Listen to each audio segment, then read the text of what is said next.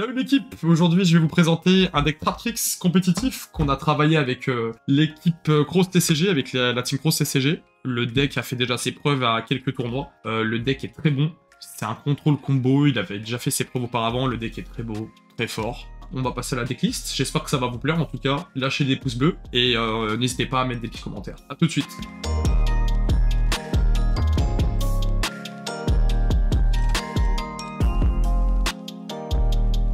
Bon, on va passer à la présentation de deck. On commence par les monstres. 3 fois Myrmelot, une des meilleures cartes à normes.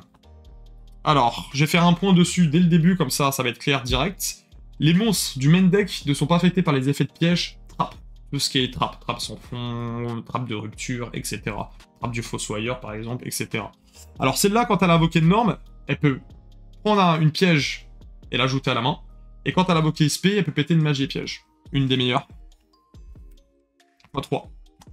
Traptrix Mantis, une des meilleures aussi à norme. Lorsqu'elle est norme, on peut ajouter un monstre Traptrix, et en effet rapide, on peut cibler une magie ou piège qu'on contrôle pour la renvoyer en main. On pourra faire déclencher l'effet de CA, on y reviendra dessus après. 2 fois celle-là. Alors celle-là aussi elle est très bien, on la met qu'en 2 aussi parce qu'on préfère quand même toucher les autres. Celle-là quand elle a invoqué normalement, elle peut respect un monstre Traptrix de max niveau 4 depuis le cimetière en position de défense. On peut pas invoquer les liens à cause de ça. Donc ça c'est dommage, mais ça reste quand même une très bonne carte. Et quand elle invoque SP, on peut récupérer une carte trap du cimetière et la reposer. Super bien. En plus au niveau des stats, ils ont quand même des grosses attaques quand même. C'est des niveaux 4 tous. 2 fois Pudica. Alors Pudica 2 fois, c'est une des nouvelles qui fait partie du deck de structure.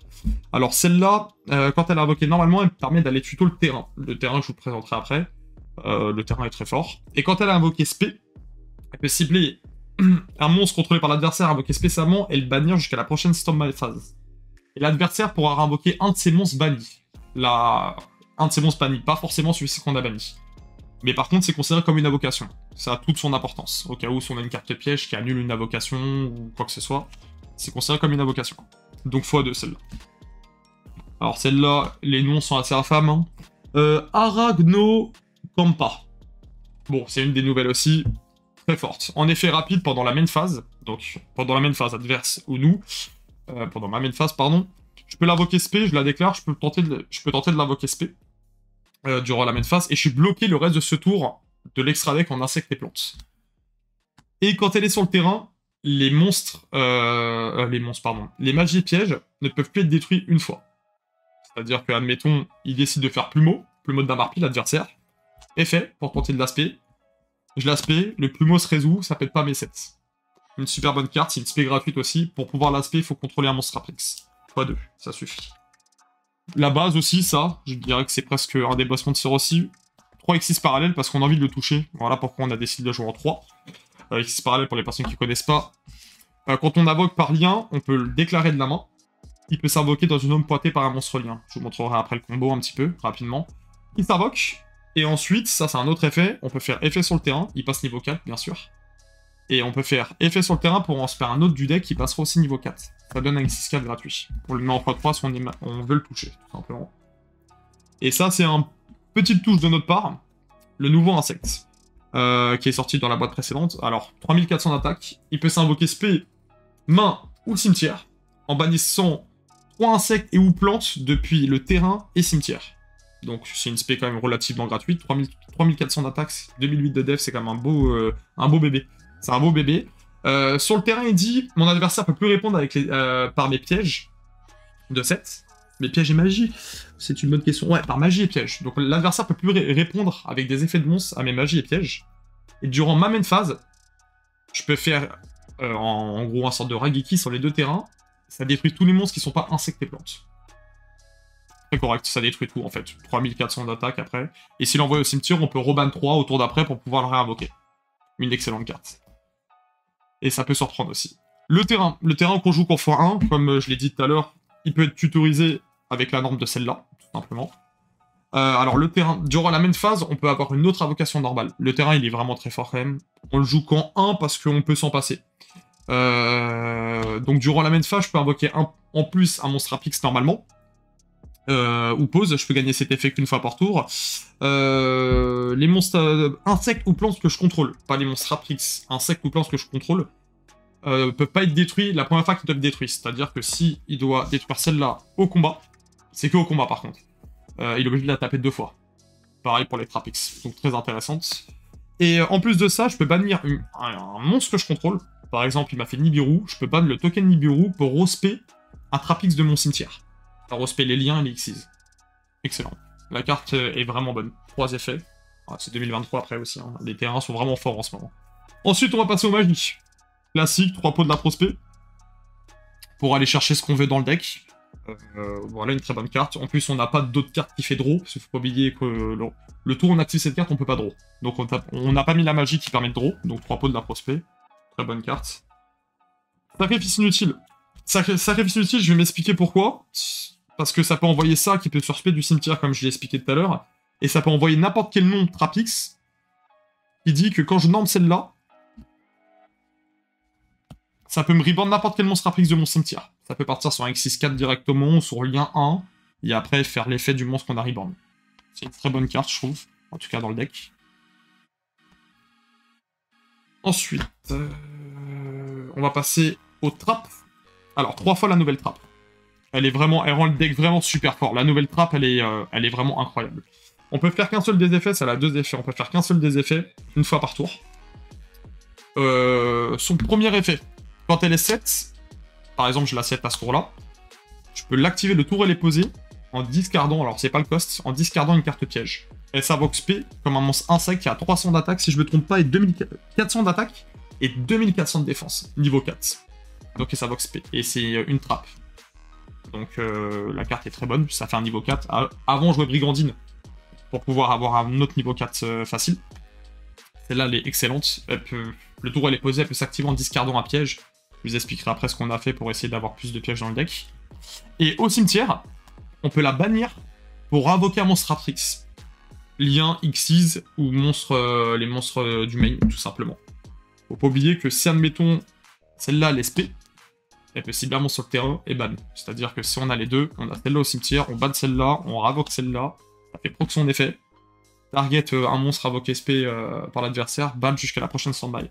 La carte est très forte. x3, on a envie de la toucher. Simplement. Ensuite, Trap Van. Dans le format. Une excellente carte. Lorsque l'adversaire invoque un ou plusieurs monstres, ça change ses monstres en puissance de défense face verso. Et c'est indéfiniment. C'est-à-dire qu'il est obligé de faire soit un trou noir, soit il doit les sacrifier. Contre Kashrila, c'est excellent. Par exemple, il spé Fenrir. Trap Van. Book of Poon indéfiniment. Et comme il contrôle un monstre, il peut plus spé licorne de sa main, ou par exemple Ogre. En x2. Vraiment une très bonne carte.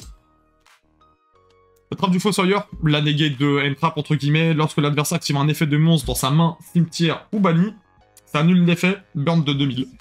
Très bonne carte en x1. Ensuite, on a décidé de mettre Trappe Espace-Temps. Je pense qu'il y a des personnes qui la connaissent, mais je vais quand même rappeler son effet.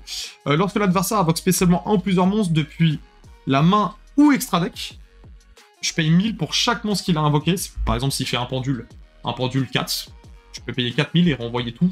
Je peux renvoyer tous les monstres, tout simplement. Et quand il invoque de l'extra deck, par exemple la Xyz, Kashrila qui peut pas être détruit au combat, ni par effet de carte en détachant 1, bah il l'invoque, trappe espace-temps, je paye 1000, je la renvoie à l'extra. Très bonne carte. Ensuite, trappe du cauchemar Traprix. Bon, ça, lorsqu'un monstre est contrôlé par mon adversaire et est invoqué spécialement, active son effet, j'annule l'effet, puis je détruis la carte. Très bonne carte, en 1 aussi, ça suffit. On va passer à la trappe sans fond. Je pense que dans le format, aujourd'hui, elle a quand même une bonne importance. Ça détruit et ça banne, je pense que tout le monde la connaît, celle-là. Avec Kashrila, ça peut être cool. Ça détruit son monstre et ça le banne. Il a pas d'essence, il peut pas la faire revenir. Très bonne carte, en 1. Et ça, c'est une petite touche de notre part aussi. Trappe de rupture. Alors, trappe de rupture, c'est lorsqu'un monstre lien est invoqué par lien, ça détruit tous les monstres sur le terrain qui sont pas liés. Donc une excellente carte en sachant que, je rappelle, les monstres Trapix du main deck ne sont pas affectés par les trappes, c'est-à-dire qu'ils meurent pas. Et les monstres Trapix de l'extra deck ne sont pas affectés par les pièges tout court. C'est-à-dire que c'est juste gratuit. On a Serra, la ligne que 1, on réinvoque Serra, on active ça, ça pète tout le terrain, mais pas nos monstres à nous. Une excellente carte. Voilà au niveau des trappes, on a préféré mettre plusieurs trappes différents pour avoir l'embarras du choix.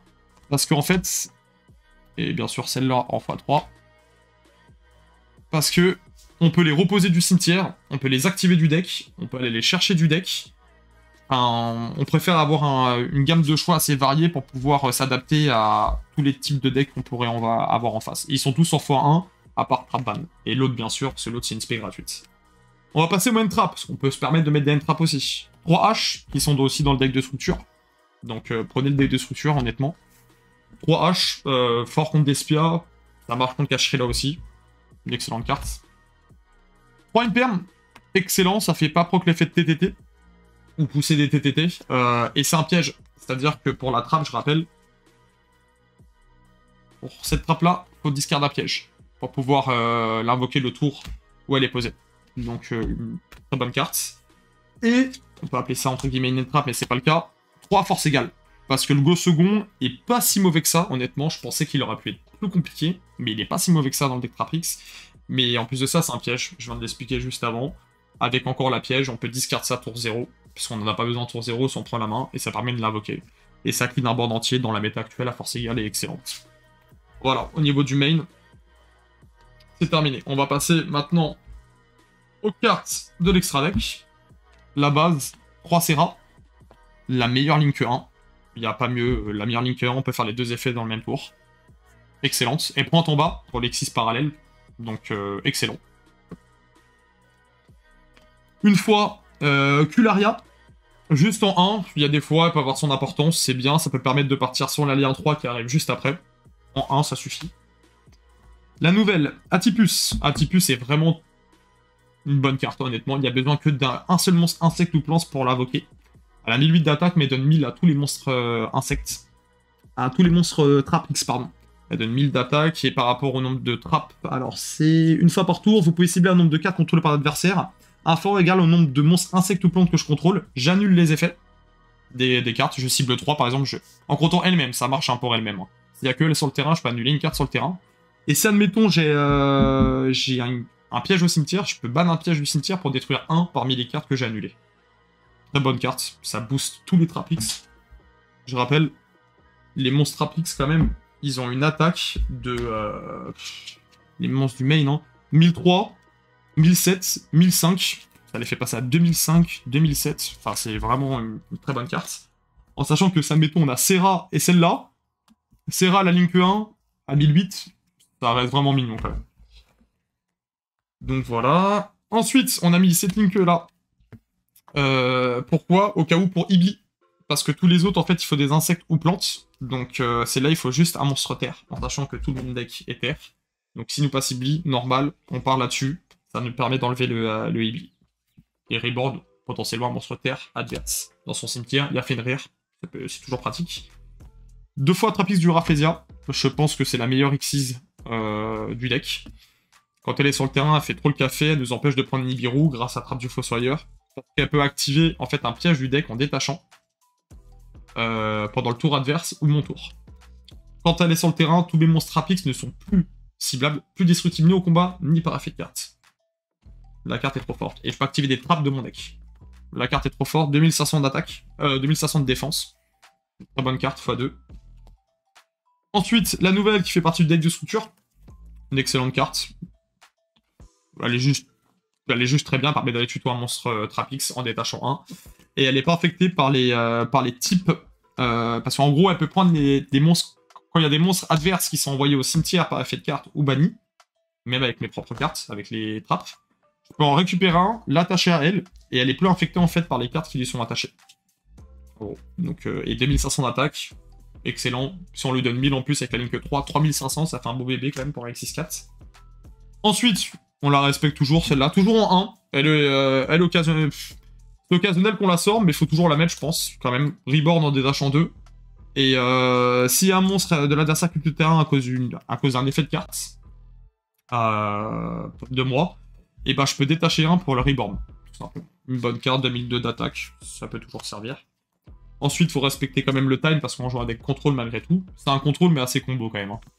Cowboy Gagaga, qui inflige 800. Voilà, tout simplement, c'est gratuit.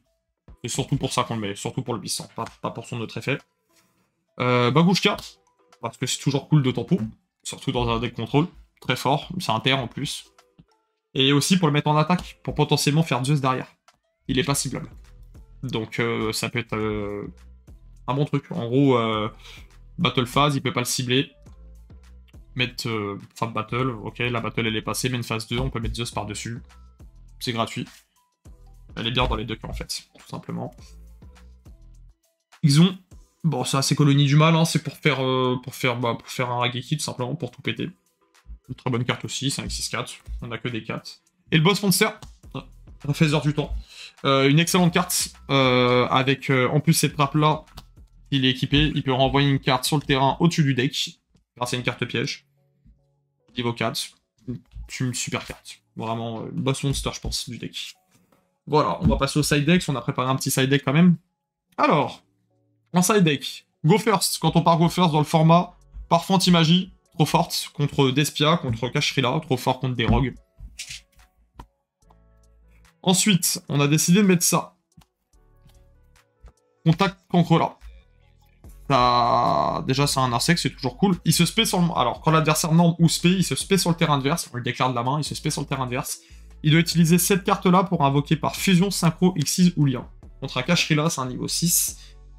Il est obligé de faire un Link 2, potentiellement, s'il en a mis un. Et s'il a mis un Link 2, il a un monstre sur le terrain, donc il peut plus spé finir ni licorne derrière. Donc, une très bonne carte. Contre Despia, ça marche aussi. Livre de l'éclipse, bon pour, contre tous les decks en go second.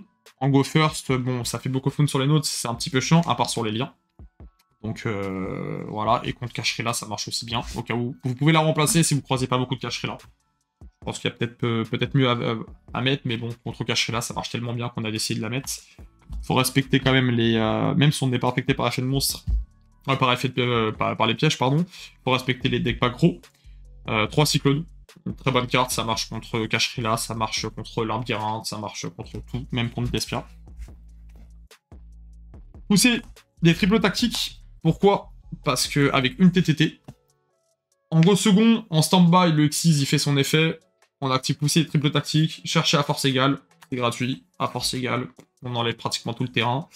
Ça permet d'aller chercher aussi la triple tactique talent, ça permet d'aller chercher aussi les impermes, toutes les trappes. Et avec le pot de la prospect, ça nous donne un gros pourcentage de chance d'aller chercher en post-side. Pot de la prospect, aller chercher le à force égale, pousser triple tactique, aller chercher le à force égale. Bon bref, une très bonne carte. Si vous l'avez pas, vous pouvez la remplacer par des PTLP si vous croisez beaucoup plus comme ça, ou par des N-trap, tout simplement. Et voilà, c'est terminé pour... la présentation du deck. Si vous voulez, on vous fera aussi un... bon, faut que je vous le fasse sur Swarsoul, mais on vous fera une présentation un petit peu de combo, comment ça fonctionne. C'est pas très compliqué, honnêtement. Et voilà, j'espère que la vidéo vous aura plu, j'espère que le deck profile vous aura plu. Testez ça, si vous avez envie de tester ça, vous nous direz dans les commentaires si ça fonctionne bien. Et sur ce, je vous dis passez une bonne journée ou une bonne soirée pour ceux qui regardent ça le soir. À plus tard, ciao.